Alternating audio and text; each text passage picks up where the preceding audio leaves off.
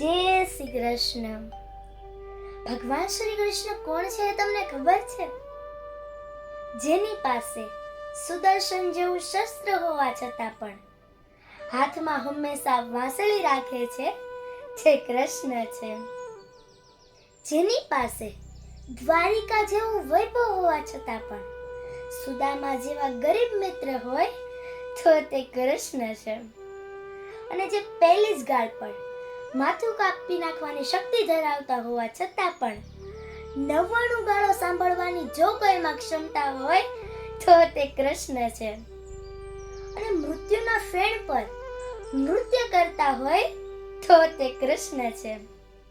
અને સર્વશક્તિમાન હોવા છતાં પણ કુરુક્ષેત્રના મેદાનમાં અર્જુનના સારથી બન્યા હોય તો તે કૃષ્ણ છે.